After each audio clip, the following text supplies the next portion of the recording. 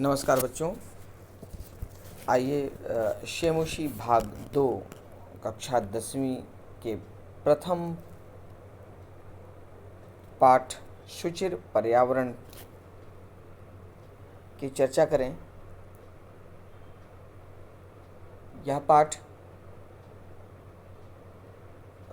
शहरों की मशीनों से युक्त जीवन के बीच में जीते हुए मनुष्य को प्रकृति की ओर ले जाने का संदेश है।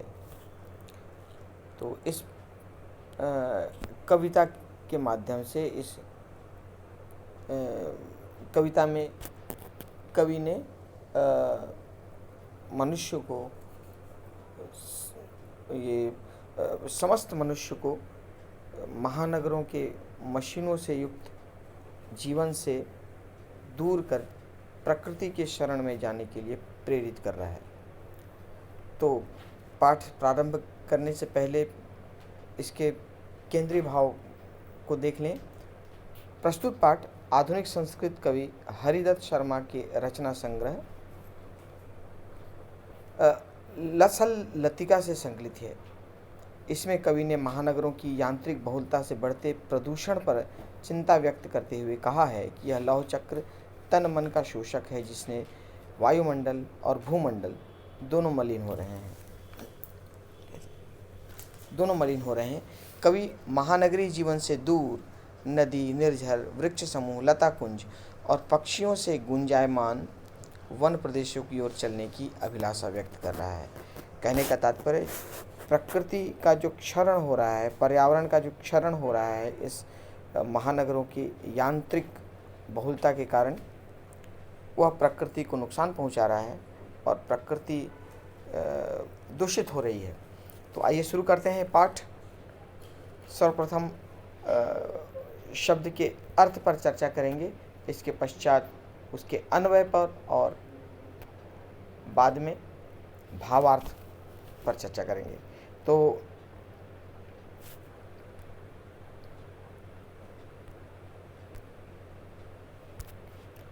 दुर्वहम का अर्थ होता है कठिन। अत्र माने यहाँ, जीवितम जीवन, जातम माने हो गया है। प्रकृति एव प्रकृति ही, शरणम शरण है। शुचि पर्यावरण, शुचि मतलब पवित्र पर्यावरण, पवित्र पर्यावरण ही शरण है। प्रकृति ही शरण है, पवित्र पर्यावरण ही शरण है। दुर्वहम अत्र जीवितम जातम, अत्र माने यहाँ, दुर्वहम माने दुष्कर हो गया है, दुभर हो गया है, कठिन हो गया है। जीवितम माने जीवन, यहाँ जीवन कठिन हो गया है। प्रकृति एव शरणम, अब तो प्रकृति ही शरण है। शुद्ध पर्यावरण ही शरण है। शुचि पर्यावरण, शुद्ध पर्यावरण ही शरण है। यहाँ अब जीवन दुष्कर हो गया है, अब तो प्रकृति ही शरण है, शुद्ध पर्यावरण ही शरण है। महानगर मध्य माने महानगरों के बीच में, चलत माने चलते, अनिशम, अनिशम अर्थात दिन रात, महानगरों के बीच दिन रात चलते, कालायस चक्रम, कालायस चक्रम अर्थात काले लोहे का चक्रम, पहिया, काले लोहे का पहिया। मना शोषयत, मन को सुखाता हुआ। तनु पेश्यत, तन को पीसता हुआ, पेश्यत माने पीसता हुआ। भ्रमति सदा वक्रम, हमेशा गोल गोल घूमता रहता है, हमेशा टेढ़ा गोल गोल घूमता रहता है। महानगर के बीच में दिन रात घूमता हुआ, दिन रात चलता हुआ काले लोहे का पहिया। यहाँ काले लोहे के पहिए से तात्पर्य है यंत्र के पहिए से, जो कि दिन रात चलता रहता है। कारखाने का जो यंत्र है जो दिन रात चलता रहता है। तो महानगरों के बीच में दिन रात चलते काले लोहे का पहिया मन को सुखाता, शोषयत माने सुखाता, मन को सुखाता, तनुपेश्यत तन को पीसता, शरीर को पीसता, भ्रमति सदा वक्रम हमेशा गोल गोल घूमता रहता है। दुर्दांतैः दशनैः अमुना, अमुना माने इसके द्वारा, दुर्दांतैः माने कठोर या भयानक, दशनैः दशन कहते हैं दांत को, इसके द्वारा कठोर दांतों से, अमुना दुर्दांतैः दशनैः इसके द्वारा कठोर दांतों से, स्यात् न एव जनग्रसनम, जनग्रसनम माने जनता का नाश, न स्यात् एव नहीं हो, दुर्दांतैः दशनैः अमुना इसके भयानक दांतों से, जनग्रसनम न स्यात् एव जनता का नाश न हो, इसके दुर्दांत दांतों से, इसके द्वारा भयानक दांतों से, इसके भयानक दांतों से जनता का नाश न हो जाए।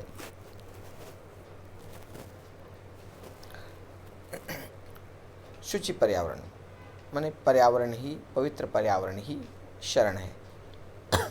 आइए फिर से इस पद को देखें। दुर्वहम अत्र जीवितम जातम, यहाँ जीना दुभर हो गया है, यहाँ जीना दुष्कर हो गया है। प्रकृति एवं शरणम, अब तो प्रकृति ही शरण है। शुचि पर्यावरण, शुद्ध पर्यावरण ही शरण है। यहाँ जीना दुष्कर हो गया है, अब तो प्रकृति ही शरण है, शुद्ध पर्यावरण ही शरण है। महानगर मध्य अनिशम चलत कालायस चक्रम, महानगरों के बीच में दिन रात काले लोहे का पहिया चल रहा है, या महानगर के बीच में दिन रात चलता काले लोहे का पहिया। मन शोषयत तनुपेश्यत, मन को सुखाता हुआ, तन को पीसता हुआ, भ्रमति सदा वक्रम हमेशा गोल गोल घूमता रहता है। दुर्दांतैः दशनैः अमुना, इसके भयानक दांतों से जनग्रसनम न स्यात्, लोगों का विनाश न हो जाए, इसके भयानक दांतों से कहीं लोगों का विनाश न हो जाए। शुचि पर्यावरण, शुद्ध पर्यावरण ही शरण है, शुद्ध पर्यावरण ही हमारा शरण है। कहने का तात्पर्य कि ऐसे दुर्दांत, ऐसे कठोर मशीनों की दुनिया से प्रकृति की ओर, शुद्ध पर्यावरण की ओर चलना चाहिए। तो ये था प्रथम पद। आइए अब इस पद से संबंधित भाषिक तत्वों पर चर्चा कर लें।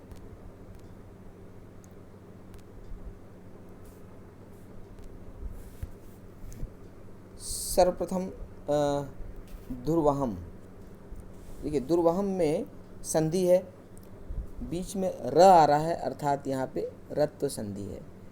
रत्व संधि विसर्ग संधि का एक प्रकार है, जिसके नियम के अनुसार विसर्ग के पहले अ या आ के अतिरिक्त और कोई भी स्वर आता है, उसके बाद और विसर्ग के बाद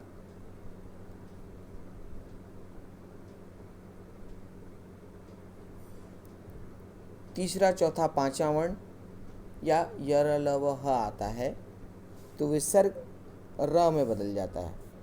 कहने के तात्पर्य विसर्ग के पहले अ के अलावा कोई और स्वर, उसके बाद तीसरा, चौथा, पांचवा वर्ण या य र ल व ह, तो ये जो विसर्ग है विसर्ग र में बदल जाता है। अब इस उदाहरण में हम देख सकते हैं कि दुर्वहम है, अर्थात यहाँ पे हुआ है दुह, उसके साथ वहम। अब यहाँ पे देख रहे हैं विसर्ग के पहले अ नहीं है, विसर्ग के पहले उ है और विसर्ग के बाद व है। नियम के अनुसार विसर्ग के पहले अ के अलावा कोई दूसरा स्वर हो और विसर्ग के बाद य र ल व ह या तीसरा चौथा पांचवा वर्ण हो।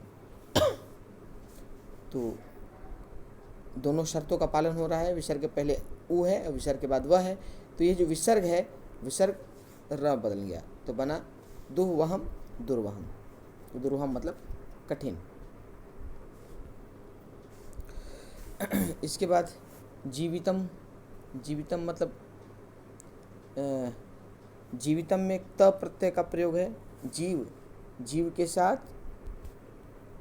त, आपने पढ़ा है त प्रत्यय, जब त लगता है तो इत हो जाता है। तो जीव के साथ त मिलके बना जीवित। जातम, जातम में भी त प्रत्यय है।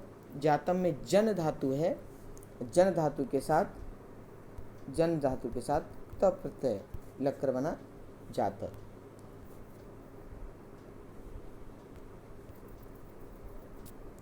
इसके बाद प्रकृति रेव, यहाँ भी रत्व संधि है क्योंकि ये हुआ है प्रकृति के साथ एव। प्रकृति विसर्ग एव। ऋतु संधि के नियम अनुसार विसर्ग के पहले अ या आ के अलावा कोई दूसरा स्वर हो, यहाँ पे ई स्वर है, और विसर्ग के बाद कोई भी स्वर हो, आ के अलावा कोई भी स्वर हो, या तीसरा चौथा पांचवा वर्ण हो, या य र ल व ह हो। तो विसर्ग के बाद एव है, एव का ए है इसलिए विसर्ग का र हो गया। तो बना प्रकृति एव प्रकृति रेव हो गया रत्व संधि। आपके कक्षा 10वीं के सिलेबस में रत्व संधि है। संधि जब हम पढ़ेंगे तो डिटेल में इसकी व्याख्या फिर से देखेंगे।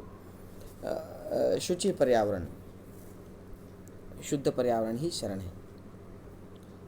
महानगर मध्य अर्थात महानगर के बीच में चलत दनिशम, यहाँ पे चलत अनिशम, ये तृतीय वर्ण परिवर्तनम वाला नियम है। अर्थात किसी भी वर्ग के प्रथम वर्ण के बाद यदि तीसरा चौथा पांचवा वर्ण आता है या कोई भी स्वर आता है तो वो अपने वर्ग के तीसरे वर्ण बदल जाएगा। यहाँ देखिए चलत और अनिशम है। यहाँ पे प्रथम वर्ण है त वर्ग का प्रथम वर्ण, इसके बाद इसके बाद स्वर जुड़ रहा है, इसलिए त के साथ स्वर जुड़ने के कारण इसका तीसरा वर्ण हो जाएगा। तो त का तीसरा वर्ण त थ द, तो ये चलद द के साथ अ मिलके बन गया द, चलद अनिशम। प्रथम वर्ण के बाद यदि कोई भी स्वर जुड़ता है या तीसरा चौथा पांचवा वर्ण जुड़ता है या यर अलावा होता है तो जो प्रथम वर्ण है अपने वर्ग के तृतीय वर्ण में बदल जाता है, इसलिए त का द हो गया।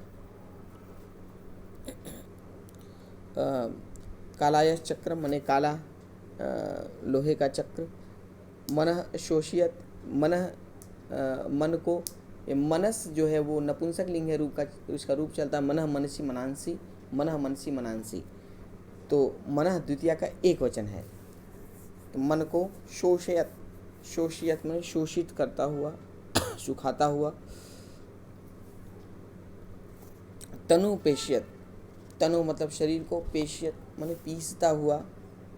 भ्रमति सदा वक्रम, भ्रमति लट लकार प्रथम पुरुष एक वचन, भ्रमति सदा हमेशा, वक्रम माने गोल, हमेशा गोल घूमता रहता है।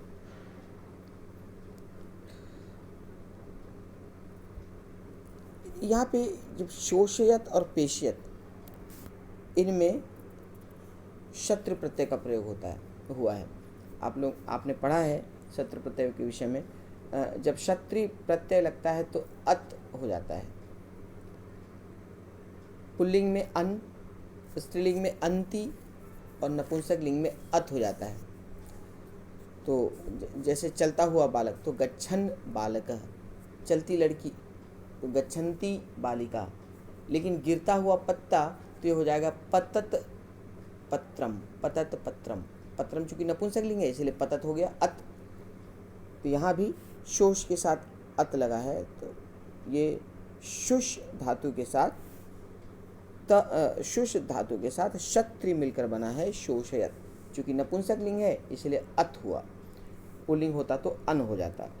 तो विशेष यहाँ पे नपुंसक लिंग है, एक शुष के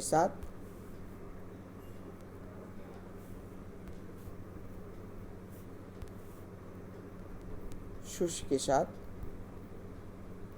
क्षत्रि प्रत्यय मिलकर बना शोषयत। उ का ओ हो जाता है तो शुष का शोषयत।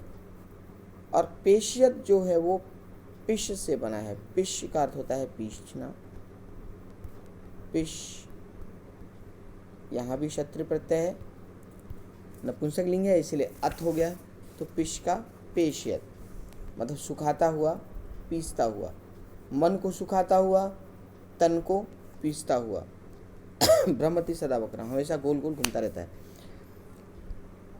दुर्दांतई दशनई है, दुर्दांतई दशनई है। देखिए यहाँ पे रत्व संधि जो हमने थोड़ी देर पहले पढ़ा था उसका प्रयोग है यहाँ पे दुर्दांतई दशनई है।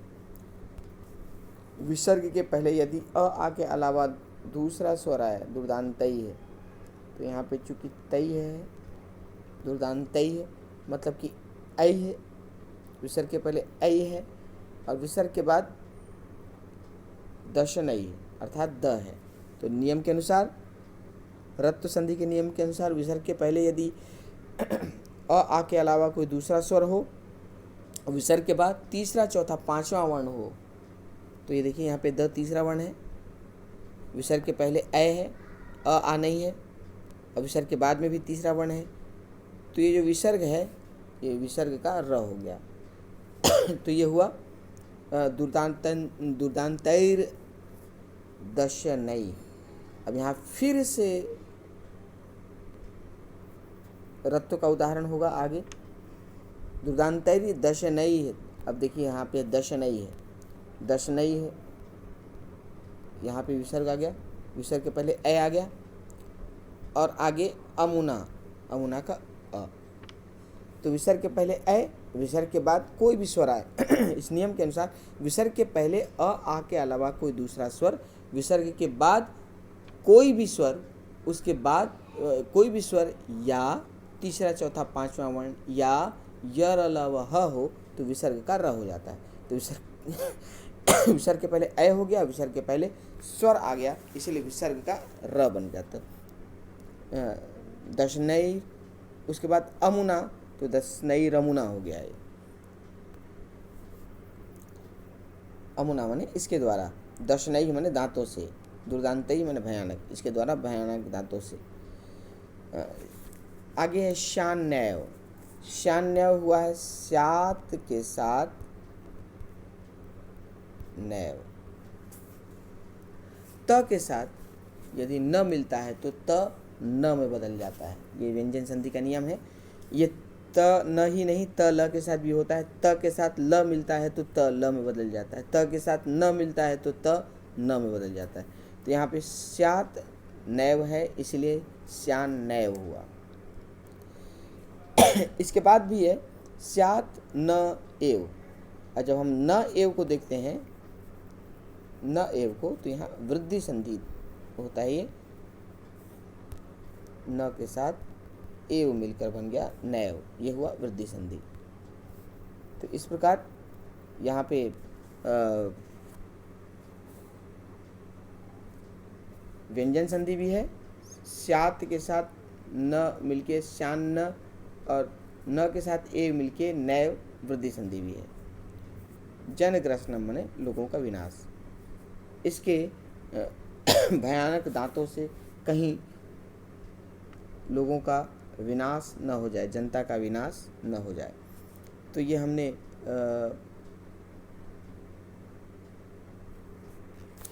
प्रथम पद की व्याख्या देखी। मुझे पूर्ण विश्वास है कि आप लोगों को समझ में आ गया होगा और इसके आगे के पद को हम अगली कक्षा में देखेंगे। आपका दिन शुभ हो।